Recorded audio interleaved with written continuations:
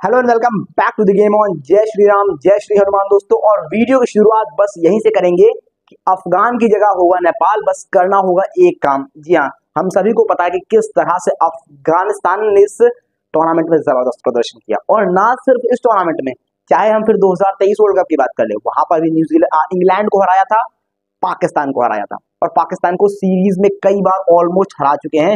हालांकि एकदम just inch से चूक जाते हैं, लेकिन यहाँ पर वैसा कुछ नहीं हुआ 2023 वर्ल्ड कप में। इसके बाद 2024 आता है, यहाँ पर तो सारे रिकॉर्ड तोड़ डालते हैं। लोग एक्सपेक्ट करते हैं कि सुपर 8 में भी शायद टीम नहीं जाएगी, न्यूजीलैंड जाएगी। न्यूजीलैंड को बहुत बुरी तरीके से हराकर बाहर करते हैं, सुपर 8 जाते हैं, सुपर 8 में ऑस्ट्रेलिया हराते हैं, जाते हैं सेमीफाइनल। तो नेपाल क्यों नहीं कर पा रहा है? और बाय द वे आपको एक चीज बताऊं तो नेपाल 2014 में अफगानिस्तान को हरा चुका है। तो ऐसा क्यों हुआ कि अफगानिस्तान आज वहां पहुंच गया और नेपाल यहाँ पर क्यों रह गया? सबसे बड़ा रीजन है नेपाल के अंदर चल रही पॉलिटिक्स, कुछ भ्रष्ट नेता और नेपाल क्रिकेट एसोसिएशन नेपाल यानी कैन के जो कुछ अधिकारी हैं, जो मैनेजर्स वगैरह हैं, उनका भी यही हाल भ्रष्ट वाला। और इसी वजह से नेपाल क्रिकेट कभी पटरी पर आ ही नहीं पाया। पर हालांकि पिछले 2-3 सालों में जबरदस्त तरीके से चीजें हुई हैं, सही वे में हुई हैं। और यही रीजन है कि नेपाल जो क्रिकेट है नेपाल का, वो बेहतर दिशा में बढ़ा है। फैंस का भी बहुत बड़ा हाथ रहा है इसमें, जिस तरह से उन्होंने सपोर्ट किया है। तो नेपाल को सबसे पहली चीज जो करनी है वो खुद से लड़ना है। आपके पास टैलेंट, आपके पास सब कुछ है, आप पहले खुद से लड़िए, अपने इंफ्रास्ट्रक्चर से लड़िए। जो कैन बोर्ड है वो पहले अपनी जो पॉलिटिक्स अंदर की वो बंद करे, उसको गेम में मत लाइए।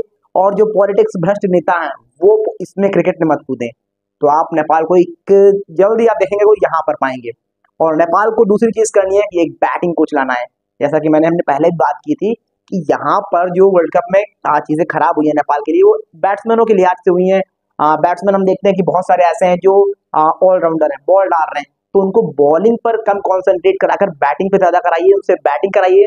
और दूसरी चीज, कुछ स्पेशलिस्ट बैट्समैन लाइए। मैं नहीं कह रहा हूँ जो है वो खराब है, तो उनको और बेहतर तरीके से ट्रेन करिए।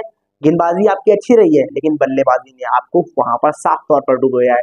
तो यही चीज है। और दूसरी चीज, जैसा कि मैंने पहले बताया कि नेपाल को खुद से लड़ना है, बोर्ड से लड़ना है, मतलब बोर्ड को खुद से लड़ना है। बोर्ड में जो है वो तो है ही है, बस ये करना है चीजें कि वहां पर कुछ बहुत ज्यादा उस तरह से गलत चीजें ना हो, भ्रष्टाचार ना हो, और जो पॉलिटिक्स है वो यहाँ पर ना कर कूदे क्रिकेट में। तो आप नेपाल को अगले 5 सालों में यहाँ, फिर 10 सालों में यहाँ देखोगे। और मैं कहता भी हूँ नेपाल को एटलीस्ट 5 साल का टारगेट लेकर चलना चाहिए कि हम अब 5 साल में अगले अपने आप को कहाँ पर देखते हैं, फिर उसके अगले 5 साल में कहाँ पर देखते हैं। और जो अगले 10 साल होंगे, जो प्लेयर खेल रहे हैं, बहुत 2-4 प्लेयर ही शायद फर्क हो कि वहां पर ना हो, क्योंकि ये सारे के सारे यंग प्लेयर हैं। तो यहाँ से अगर आप टारगेट बनाएंगे तो आप बहुत बेहतर टीम बनकर उभर सकते हैं अगले 5 से 10 सालों में। तो वो कोई बहुत बड़ी बात नहीं होनी चाहिए कि जहां पर अफगानिस्तान आज है, हो सकता है कि आप अगले जो वर्ल्ड कप 2027 है वहां पर सेमीफाइनल खेल रहे हो, या वहां पर एक बड़ी टीम बनकर उभरो।